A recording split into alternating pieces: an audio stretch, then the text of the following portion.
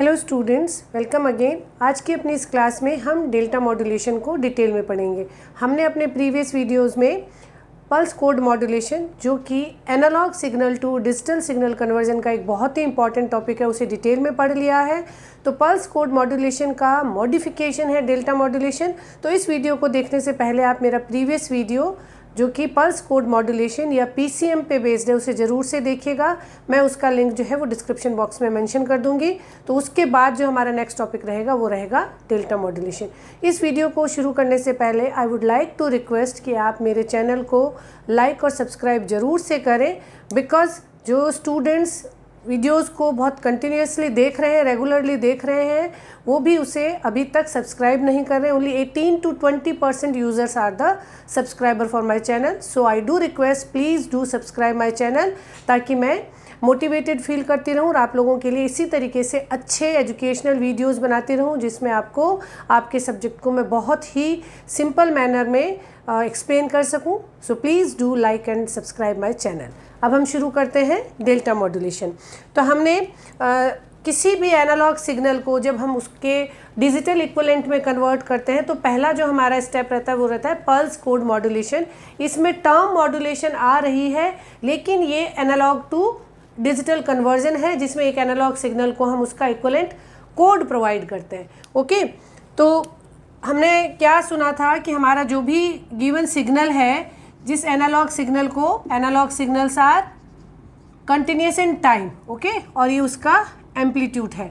तो हम जब इस एनालॉग सिग्नल को सीक्वेंस, बिट सीक्वेंस में कन्वर्ट करना चाहें, एक कोड में कन्वर्ट करना चाहें, तो हम PCM, pulse code modulation, okay, इस मेथड को अप्लाई करते हैं। हम क्या करते हैं कि हमारे गिवन सिग्नल को हम एक फिक्स रेट से पहले उसके सैंपल्स लेते हैं, ओके, तो इसीलिए हम सैंपल्ड पल्सेस बना लेते हैं। ये जो हमारा एनालॉग कंटिन्यूस सिग्नल था, उसकी जगह हम उसके एक टीएस रेट से, सैम्पलिंग टाइम इंस्टेंट से, हम गैप में इसके सैंपल्स लेंगे और instead of sending the continuous time signal हम केवल ये पल्सेस भेजेंगे। ठीक है, तो पहला स्टेप रहता है, इसको हम क्वांटाइज करते हैं। फिर इस सैंपल को हम प्री डिसाइडेड जो हमारे क्वांटाइजेशन लेवल्स हैं, हम तय कर लेते हैं कि हमारा जो सिग्नल है वो इस लेवल से इस लेवल के बीच में ही वेरी कर सकता है। ये लेवल आपकी रेंज ऑफ वेरिएशन के अकॉर्डिंग पहले से डिसाइडेड होती है, और फिर आप इस सैंपल को इसके नियर मोस्ट क्वांटाइज्ड लेवल से कंपेयर करते हैं और उसके हिसाब से उसे कोड दे देते हैं। अगर आपने अपने सिग्नल को 8 क्वांटाइजेशन लेवल में सब डिवाइड किया है तो आप 3 बिट का कोड बनाएंगे। अगर आप 16 ये ले रहे हैं, क्वांटाइजेशन लेवल्स ले रहे हैं, तो आपका हर सैंपल 4 बिट का कोड बनेगा। तो पहला काम ये होगा कि कंटिन्यूस टाइम सिग्नल के एक फिक्स इंस्टेंट पे सैंपल्स लीजिए, इन सैंपल्स को प्री डिसाइडेड लेवल से कंपेयर कीजिए और उसके हिसाब से उसे कोड दे दीजिए।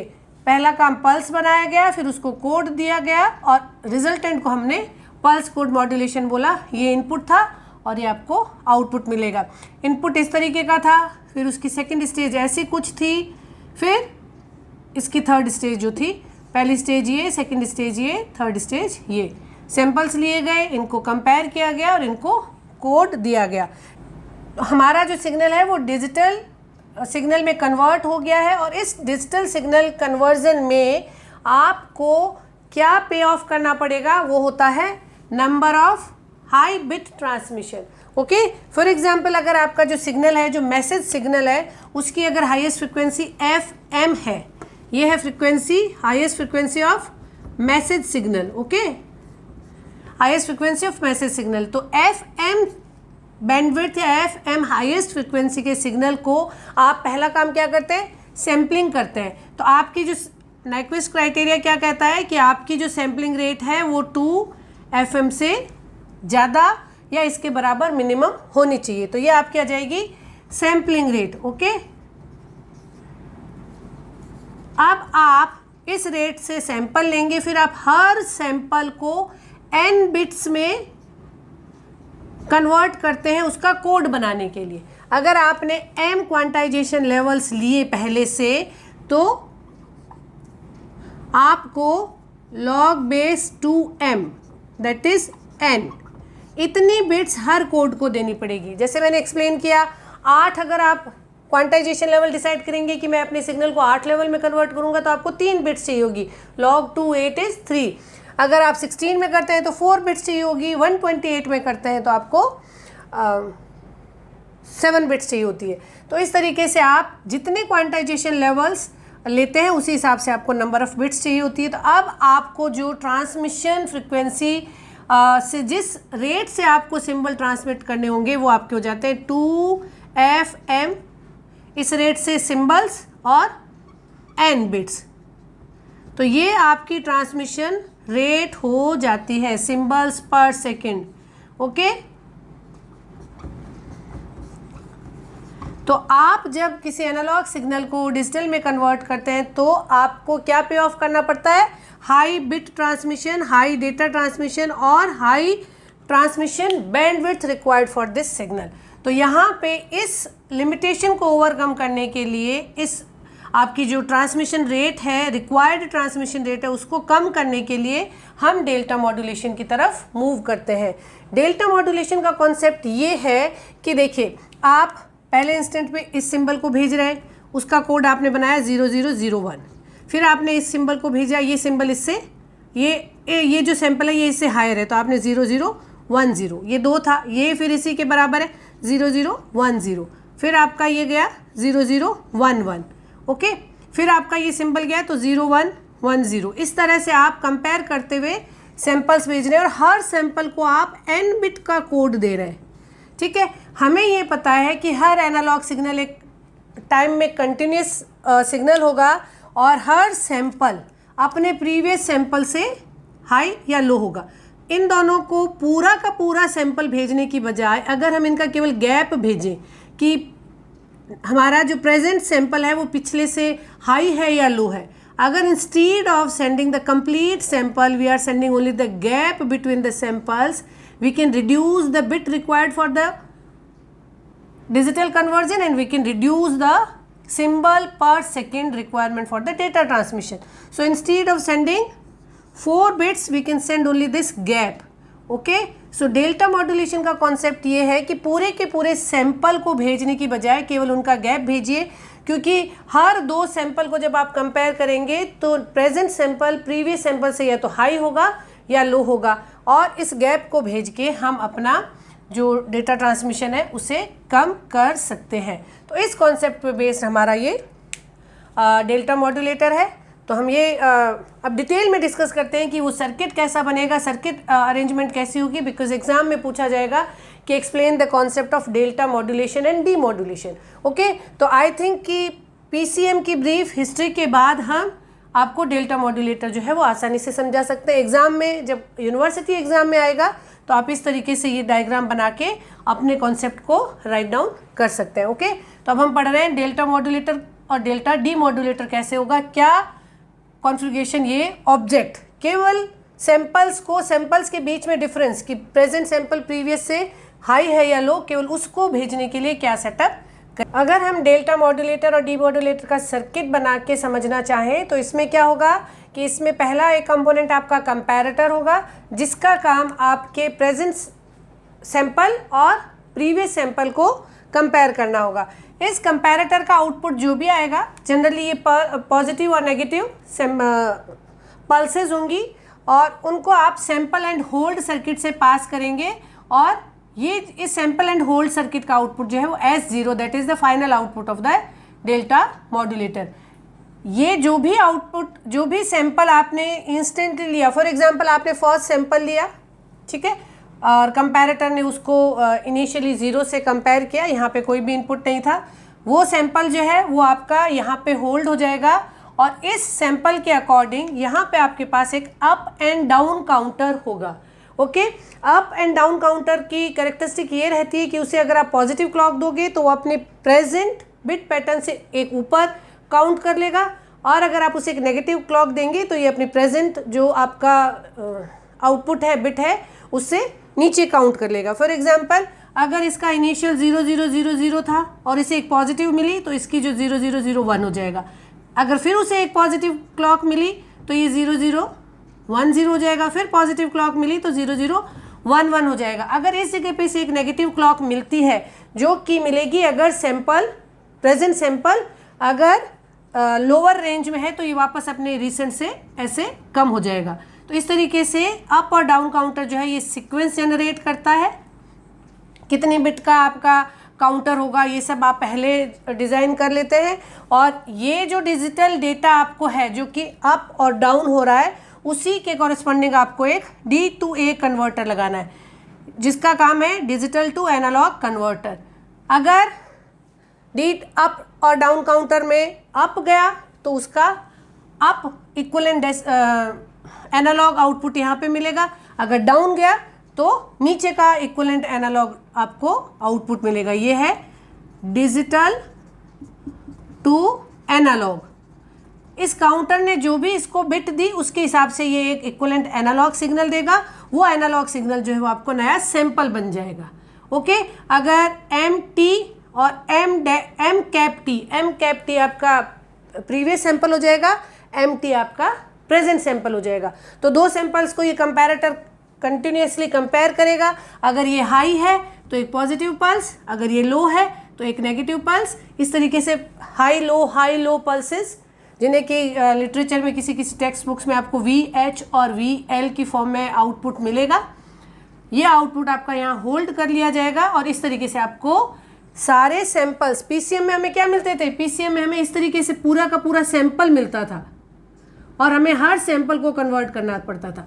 अब आपको सैंपल ना मिलके इस तरीके के प्री डिसाइडेड लेवल की आपको पल्सेस मिल रही है और इन पल्स को एनकोड करके भेजने में आपको कम बिट्स चाहिए होगी और आप इस तरीके से अपना जो ऑब्जेक्ट था नंबर ऑफ ट्रांसमिशन बिट्स उसको आप कम कर सकते हैं। ठीक है, आई बात समझ में। जब भी पॉजिटिव पल्स आएगी अप काउंटर अप हो जाएगा और उस अप काउंटर के अप लेवल का एनालॉग सिग्नल बन जाएगा और वो सैंपल जो है वो अपने प्रेजेंट सैंपल से कंपेयर होता रहेगा, आपको आउटपुट यहाँ मिलता रहेगा। तो कंपैरेटर सैंपल एंड होल्ड, ये उस सैंपल को होल्ड करता है, एज वेल एज यही सैंपल कंपैरिजन के लिए डिले इस पूरे अरेंजमेंट से निकल के यहाँ पे आता है। तो जब प्रीवियस सैंपल आपका बन के आया यहाँ पे आ जाएगा और नेक्स्ट सैंपल इधर आ जाएगा और कंटिन्यूस कंपैरिजन और आउटपुट आता रहता है। तो ये आपका बन गया है डेल्टा मॉड्यूलेटर।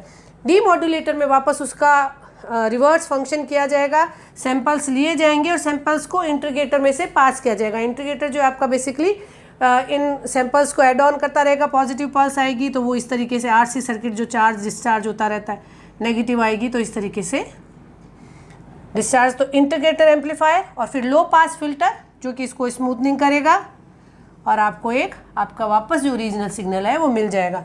आप इन S0s को इंटीग्रेटर एम्पलीफायर में देते हो, ये इनको ऐड ऑन करता जाता है, वापस आपको M कैप टी मिला, M कैप टी को आपने लो पास फिल्टर में से पास किया तो आपको आपका सिग्नल मिल गया। इसका आउटपुट वापस कुछ इस तरीके से आ जाएगा जो भी आपने अपना इन्फॉर्मेशन सिग्नल मैसेज भेजा था। तो ये हो गया डेल्टा मॉड्यूलेटर, ये हो गया डी मॉड्यूलेटर। तो अगर एक्सप्लेन करने में हमें सर्किट बनाना हो, स्टेप अगर पूछा जाए एक्सप्लेन डेल्टा मॉड्यूलेटर और डी मॉड्यूलेटर, अगर आप सब्जेक्टिव लिख रहे हैं कॉम्पिटिटिव एग्जाम में या आप यूनिवर्सिटी एग्जाम में लिख रहे हैं तो हमें डिस्क्रिप्टिव आंसर्स चाहिए होता है जिसमें हमारा स्टेप्स डिफाइंड होते हैं कि पहले हम बताएंगे डेल्टा मॉड्यूलेटर क्यों बनाते हैं, फिर डेल्टा मॉड्यूलेटर का बेसिक कॉन्सेप्ट क्या है, फिर क्या सर्किट्स है, मॉड्यूलेटर और डी मॉड्यूलेटर किस तरीके से बनाए जाते हैं, फिर उसके बाद हम आते हैं कि डेल्टा मॉड्यूलेटर का आउटपुट कैसे आता है, इसकी क्या लिमिटेशंस है, क्या हम इसमें कॉम्पिटिटिव एग्जाम में मल्टीपल टाइम्स क्या क्वेश्चंस बन सकते हैं। ओके, तो यहाँ पे हमने क्या किया, instead of sending the complete sample हमने सैंपल्स का गैप भेजा। ठीक, तो अगर यही चीज़ इतनी आसान है तो हम क्यों PCM को अभी भी काम में लेते हैं। तो यहाँ पे जो लिमिटेशन आपको ध्यान में रखनी है वो ये है कि अगर आप केवल गैप भेजते हैं तो आपकी जो सैम्पलिंग फ्रिक्वेंसी है, PCM में हमारी सैम्पलिंग फ्रिक्वेंसी क्या रहा करती थी, 2 FM। ओके, यहाँ पे 2 FM ना होके ये 8 to 10 टाइम्स होती है। आपको सैंपल बहुत फास्ट लेने होते हैं ताकि जो उनके कंपैरिजन या जो उनके गैप हैं उनको आप फाइंड आउट कर सकें। अदरवाइज 2 सैंपल्स में अगर ज़्यादा गैप है तो आप उसका अप्रोक्सीमेशन नहीं बना सकते। तो ये जो डेल्टा मॉड्यूलेटर है ये बेसिकली बहुत ही सिंपल है, लेकिन फिर भी ये आपके PCM का कमर्शियल रिप्लेसमेंट नहीं है। ये एक कॉन्सेप्ट डेवलप किया गया बट कमर्शियली अभी भी पल्स कोड मॉड्यूलेशन ही बहुत पॉपुलर है, बिकॉज अगर आप सैम्पलिंग रेट को 8 से 10 गुना बढ़ा देंगे तो फिर जो आपकी डेटा ट्रांसमिशन रेट है वो बहुत ज़्यादा फ़र्क नहीं आता है। बट ये आगे अडेप्टिव डेल्टा मॉड्यूलेटर में कन्वर्ट हुआ और उससे आगे नेक्स्ट कॉन्सेप्ट जो है वो हमारे मॉडिफिकेशन की तरह कि how to reduce the error and how to control the bit rate, ये सब चलते रहे और मॉडिफिकेशन होते रहे। तो इन बिटवीन ये आता है डेल्टा मॉड्यूलेटर डेवलपमेंट की स्टेजेस में। और डेल्टा मॉड्यूलेटर कॉम्पिटिटिव एग्जाम्स के पॉइंट ऑफ व्यू से बहुत इंपॉर्टेंट है, तो इसलिए हमें इसे डिटेल में पढ़ना और समझना, और बहुत सिंपल है, दैट्स वाई ये अभी भी बहुत पूछा जाता है। ओके, तो ये हुआ मॉड्यूलेटर और डी मॉड्यूलेटर। यहाँ पे हम आते हैं कि ये मॉड्यूलेटर और डी मॉड्यूलेटर में डेल्टा मॉड्यूलेटर आउटपुट कैसे देता है और डेल्टा मॉड्यूलेटर्स की लिमिटेशन क्या है। तो ये हमारा जो ब्लैक में है ये आपका मैसेज सिग्नल है MT, और पल्सेस के अकॉर्डिंग ये जो आपका sample and hood integrated circuit है, इसके जो आउटपुट्स हैं ये बेसिकली स्टेयरकेस अप्रॉक्सीमेशन, इस आउटपुट को बोलते हैं स्टेयरकेस अप्रॉक्सीमेशन। तो डेल्टा मॉड्यूलेशन का आउटपुट होता है इनपुट का स्टेयरकेस अप्रॉक्सीमेट सिग्नल। ओके, तो ये M कैप T जो है वो स्टेयरकेस अप्रॉक्सीमेशन, स्टेयरकेस सीढ़ियाँ जो आप चढ़ रहे हैं, तो ये कंपेयर करना शुरू करेगा। और डेल्टा मॉड्यूलेटर का आउटपुट ब्लू में इस तरीके से, इसने पहले 0 से कंपेयर किया, एक पॉजिटिव पल्स आई और इस तरीके से ये अपने लेवल को अप और डाउन जो है प्रीवियस से आपका प्रेजेंट जो है वो हाई है तो पल्स पॉजिटिव, अगर जो प्रेजेंट है वो नीचे है तो नेगेटिव पल्स, इस तरीके से ये पल्सेस आती रहती है और इस पल्सेस से आपको ये आउटपुट मिलता रहता है। तो ये ब्लू वाला आपका डेल्टा मॉड्यूलेटर का आउटपुट है। यहाँ पे डेल्टा मॉड्यूलेटर के साथ जो लिमिटेशंस पूछी जाती है उसमें एक आप ध्यान से देखिए, तो यहाँ पे अगर इनपुट का स्लोप जो है या इनपुट में जो चेंज है वो बहुत हाई है तो हमारा जो अप्रॉक्सीमेट आउटपुट है वो उसे फॉलो नहीं कर पाता, and there is a high gap between the original signal and the expected signal और द आउटपुट सिग्नल, और इस कंडीशन को हम बोलते हैं स्लोप ओवरलोड। ओके, ये एक बहुत ही इम्पॉर्टेंट टर्मिनोलॉजी है जो आपको कॉम्पिटिटिव एग्जाम में बहुत मिलेगी कि स्लोप ओवरलोड किस मॉड्यूलेटर के साथ एसोसिएटेड है और स्लोप ओवरलोड को ओवरकम करने के लिए क्या कंडीशन रहनी चाहिए। तो अलग अलग क्राइटेरियाज बताए गए हैं, उनको हम 1 बाय 1 डिस्कस करते हैं। तो ये स्लोप ओवरलोड अगर आपका स्लो चेंज हो रहा है तो फॉलो कर लेगा आपका इनपुट आउटपुट को, लेकिन अगर इस तरीके के आउटपुट आ रहे हैं तो आपका जो अप्रॉक्सीमेशन है वो इसको फॉलो नहीं कर पाता। ये जो स्टेप साइज है वो आपके इसको नहीं पकड़ पाते और आप एक एरनियस आउटपुट जो है वो फाइंड आउट करते हैं। तो ये भी एक इसकी लिमिटेशन है। इसको कंट्रोल करने के लिए क्या करें, क्या हम अगर इस ड्यूरेशन में हम स्टेप साइज को बढ़ा दें तो ये जल्दी इसको मीट कर लेगा। ये अगर यहाँ पे कंटिन्यूस नेगेटिव या कंटिन्यूस पॉजिटिव पल्सेस आ रही है और इस टाइम पे अगर आप इस पल्स को बढ़ा दें तो आप शायद जल्दी इस अप्रॉक्सीमेशन के पास आ जाए। तो ये एक इसका पॉसिबल सोल्यूशन है। दूसरी कंडीशन क्या होती है कि जब ये ऑलमोस्ट स्टेबल कंडीशन में चलता है तो आउटपुट में high low high low high low आपको कंटिन्यूस आउटपुट मिलता रहता है। इसे थ्रेशोल्ड कंडीशन बोलते हैं। तो थ्रेशोल्ड लेवल में भी आपको हाई लो कंटिन्यूस पल्सेस मिलती रहेगी और आप इस स्टेबल आउटपुट को नहीं ऑब्टेन कर पाते। तो इसको इस कंडीशन में आप क्या इसका सोल्यूशन ढूंढते हैं कि इस कंडीशन में अगर हम स्टेप साइज कम कर दें तो शायद जो हमारा एरर है, ये ब्लू और ब्लैक में जो एरर है ये आपका अप्रॉक्सीमेशन एरर, क्वांटाइजेशन एरर है। तो अगर इस ड्यूरेशन में आप इस स्टेप साइज को कम कर दें तो शायद आप इस एरर को, थ्रेशोल्ड एरर को कम कर सकते हैं। तो हमारी कोशिश ये रहती है कि अगर ये स्टेबल इनपुट है तो हम स्टेप साइज़ को कम कर लें, अगर हमारा स्टीप इनपुट है तो हम स्टेप साइज़ को बढ़ा दें, तो हम कहीं पर अपना जो क्वांटाइजेशन एरर, अप्रॉक्सीमेशन एरर है उसे कम कर सकते हैं। तो स्लोप ओवरलोड आपको एक्सप्लेन करने के लिए पूछा जा सकता है। अगर आपसे क्वांटाइजेशन एरर पूछे डेल्टा मॉड्यूलेटर में तो आपको इस तरीके से इसे एक्सप्लेन करना होगा। ओके, तो स्लोप ओवरलोड को समझने के बाद में, स्लोप ओवरलोड वो एक टॉपिक है जो कॉम्पिटिटिव एग्जाम में आपको बहुत बार देखने को मिलेगा। तो जो हम टॉपिक अब डिस्कस करते हैं कि स्लोप ओवरलोड को अगर आप डेल्टा मॉड्यूलेशन का अगर क्वेश्चन आएगा तो उसमें 80% टाइम जो है कॉम्पिटिटिव एग्जाम जिसमें ऑब्जेक्टिव क्वेश्चंस रहते हैं उसमें आपसे ये सब चीज़ तो नहीं पूछी जाएगी, लेकिन अगर डेल्टा मॉड्यूलेटर से रिलेटेड क्वेश्चंस आते हैं ऑब्जेक्टिव टाइप के तो आप में ये क्वेश्चंस या इस पे बेस्ड कोई न्यूमेरिकल पूछे जाने के बहुत चांसेस है। तो इससे हम थोड़ा डिटेल में डिस्कस करते हैं। और अगर थ्योरेटिकल पूछा जाता है कि explain the slope overload in reference to the delta modulator, तो भी आपको इस कॉन्सेप्ट को बताना है। तो स्लोप ओवरलोड कब आता है? स्लोप ओवरलोड आता है जबकि आपके इनपुट का स्लोप बहुत हाई हो। ओके, तो यहाँ पे एक बात ध्यान देने की कि ये जो हम अप्रॉक्सीमेशन कर रहे हैं इसमें ये अप्रॉक्सीमेशन किस साइज़ में हो रहा है उसे हम स्टेप साइज़ बोलते हैं। ये जो हाइट है ना, इस हाइट को हम स्टेप साइज़ बोलते हैं। इसे आप रो एस से बोल सकते हैं, कुछ बुक्स में इसे डेल्टा एस से भी दिखाया हुआ है। तो जो भी आपको दिखाया गया है ये आपका साइज ऑफ स्टेप है, ये एस स्टेप, इसे हम बोलते हैं स्टेप साइज। ओके, तो ये जो स्टेयर्स धीरे धीरे आगे बढ़ेगी या कंटिन्यूस स्लोप को फॉलो करेगी वो इस तरीके से होगा। दो स्टेप के बीच में, दो सैंपल्स के बीच में गैप कितना है? T S. ओके, ये सैम्पलिंग फ्रिक्वेंसी थी ना हमारी, F S should be very very greater than F M, almost 8 to 10। यहाँ पे n जो है 8 to 10 टाइम्स होता है। इतनी गुना रेट से हम सैंपल्स लेते हैं डेल्टा मॉड्यूलेटर में, ताकि केवल गैप्स को भेजें और गैप्स को भेज के कन्वर्जन की बिट्स जो है वो कम करें। चलिए, तो अभी के लिए क्या, ये स्टेयरकेस है, तो ये कितना स्लोप आपका एक इंस्टेंट में फॉलो कर पाती है और सिग्नल का खुद का कितना स्लोप है उससे कंपेयर करके हम ये पता लगाएंगे कि हम किस तरीके से स्लोप ओवरलोड को कंपैरिजन कर सकते हैं। क्या हमारा टी एस और क्या हमारा स्टेप साइज रहना चाहिए। हमने कहा ना अगर हम स्टेप साइज को बड़ा कर दें तो शायद ये हमारा जो अप्रॉक्सीमेशन एरर है स्लोप ओवरलोड की कंडीशन में वो जल्दी कम हो जाए। तो अप्रोप्रिएट स्टेप साइज और सैम्पलिंग फ्रिक्वेंसी जो है वो ये डिसाइड कर सकती है कि क्या हमने स्लोप ओवरलोड को अवॉइड किया कि नहीं किया।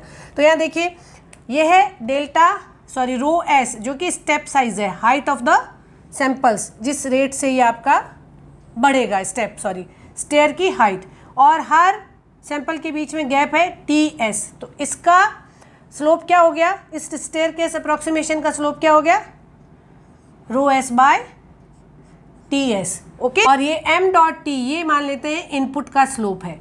एम डॉट टी क्या है, ध्यान रखिएगा, एम डॉट टी और एम कैप टी में कंफ्यूज मत होइएगा। ये एम डॉट टी है आपका slope of signal, message signal. Okay,